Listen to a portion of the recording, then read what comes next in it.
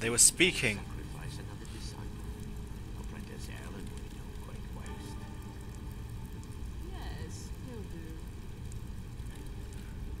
They were speaking of sacrificing people for the sake of experiments on Azura's star. Oh, the weapon was already poisoned, he found himself saying to himself. Readied his bow once more, and fired! He did not do well. And so, he closed his eyes, took a deep breath, and pretended that that never happened. It seemed the gods would grant him that favour. However, his next shot was not so great either. He took another deep breath, hoping that no one would notice his ineptitude. He took another shot. They were only adepts, he found himself realizing. And so he conjured a flame atronach and readied himself for attack. An adept and a novice. Though he had pronounced those words weirdly, he knew that they would stand no chance against him. The novice fired her pathetic magics at him. She fell to the ground with one simple swing of his mace, and any damage done to him was shrugged off immediately.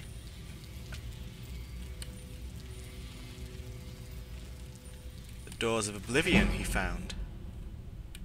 Oblivion had always interested him. He knew, or had at least heard rumours, that his great-great-great-great-great-great-great-father, grandfather, Pixen Pooks, had been in Cyrodiil when the Oblivion crisis happened. There were even faint rumblings that he was somehow involved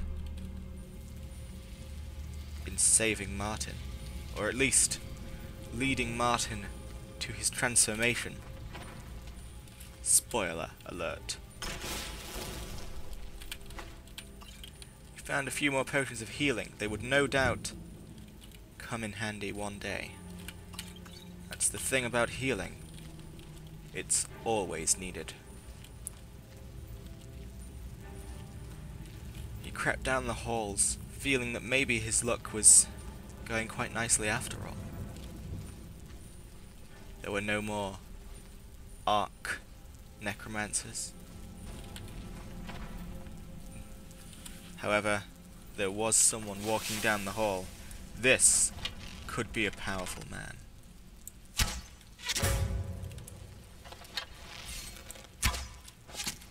As God's pus-ridden luck would have it, it was a master necromancer.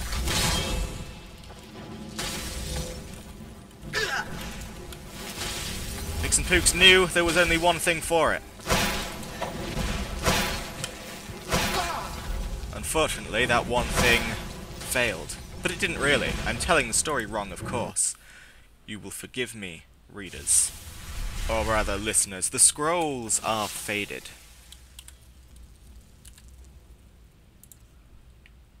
Pixen Pooks suddenly found himself with an idea. Why not simply throw that necromancer to the ground? Unfortunately, it didn't work in the slightest.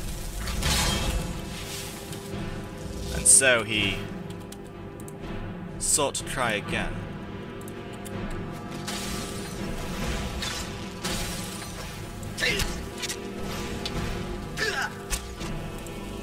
Hopefully the necromancer would fall soon.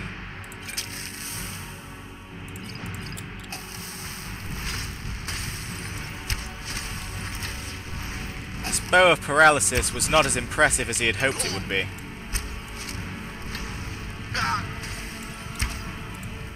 Pixen Pooks found himself starting to die.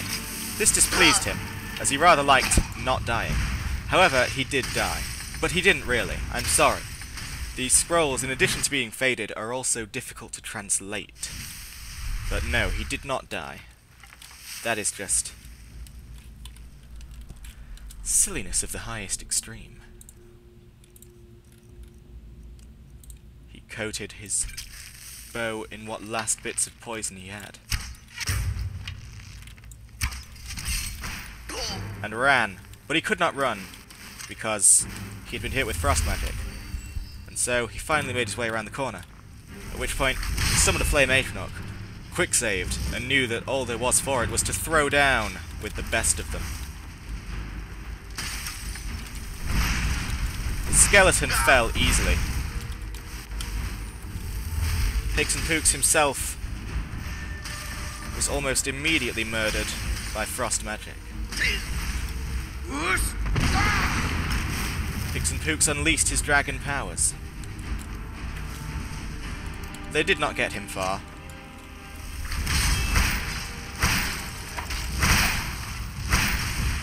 Oh gosh, you'll have to forgive me.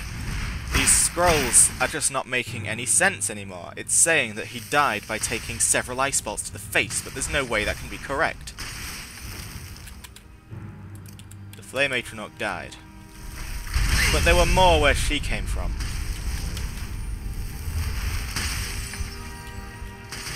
How many more was another matter entirely.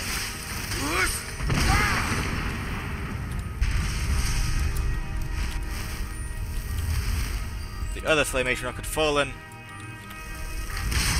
and it would seem that his dragon shout had gotten him nowhere.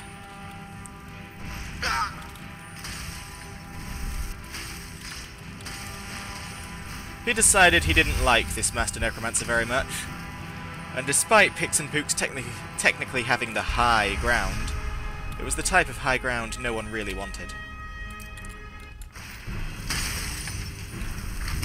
Pixen Pooks found himself hoping that maybe he could just summon unending amounts of Atronachs and end the fight that way. Slowly, letting Atronach after Atronach whittle the Necromancer's health down. He found himself wondering, with an annoyed face, why NPCs never ran out of magicka. It didn't seem right to him.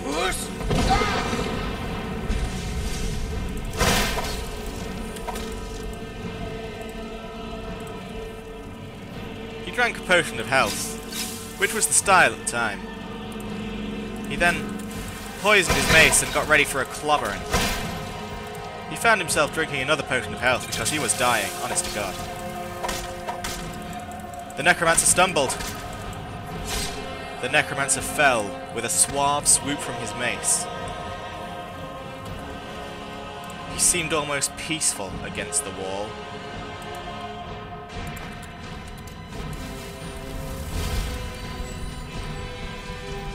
Pixen Pooks hoped that no more fights like that awaited him. He was not yet omnipotent. He was not yet all-powerful. He was not yet the great figure that had defeated Alduin in battle. He was just a man. A man with limited stocks of potions, lockpicks, and poisons, and patience. He knew that there was going to be nothing in the cells, but he felt compelled to unlock every door he came across. Practice, he called it. The door opened. There was nothing inside but a skeleton, shattered to pieces. Another door. There seemed to be nothing inside the cells, but immediately he set to work on the lock anyway. He was going through lockpicks, but they were one thing of which he was not in short supply.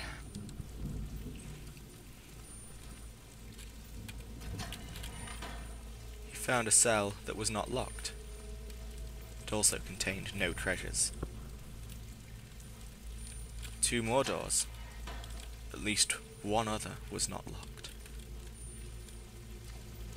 The last was. Pixen Pooks was grateful for just that little bit more practice.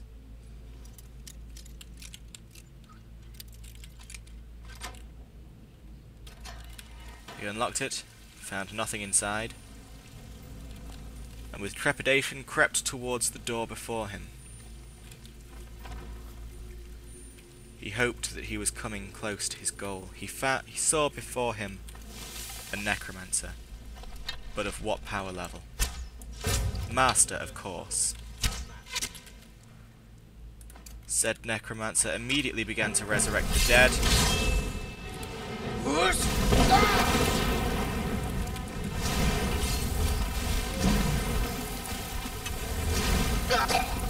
And again, the scrolls get hazy here. Someone really didn't want me to read the fights against the Master Necromancers properly because they are all scuffled up, and someone has written he died LOL in red marker pen. I do not feel like this is the correct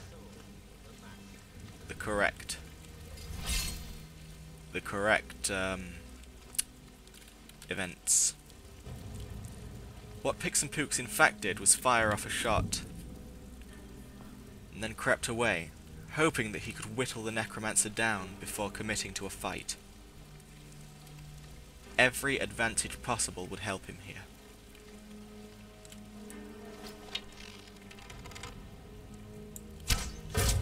With horror, he thought he saw a child, but it was just a bandit in deep water. Fired off another bow. Another arrow, rather. The necromancer and his army of undead searched somewhat stupidly for the source of the arrow, concluding each time that it must have been their imagination. Pixen Pooks knew that this method of combat was boring, but he also knew that it would help him win. The Master Necromancer lost more and more health. Pixen Pooks felt that when the Necromancer was at half health, he would have another attempt at fighting him. Another attempt at overpowering him, at overcoming him.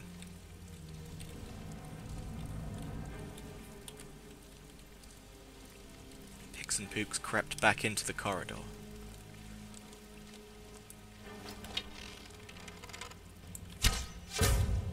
The Necromancer was on roughly half health now, and so Pixen Pooks knew that he would not be... There was an unexpected turn of events as the Necromancer entered the corridor, but then he turned back and all was well. Pixen Pooks knew that his next encounter he would start the fight not with a shot, but with a shout.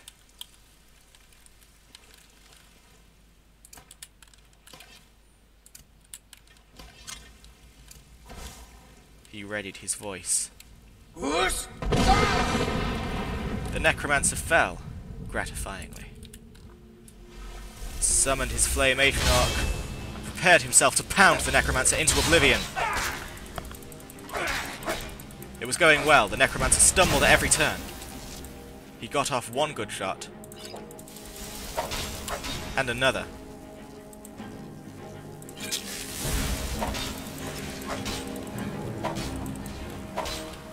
And killed the Necromancer quite handily, not wasting very many potions at all. He found himself smiling as he thought to himself, there were many piles of ash as the skeletons around him had crumbled. Some skeletons still intact, these containing gold and bone meal, both useful commodities.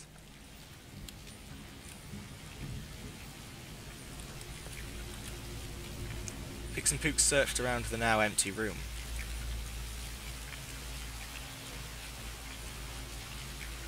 His Flamation Orc glided about happily.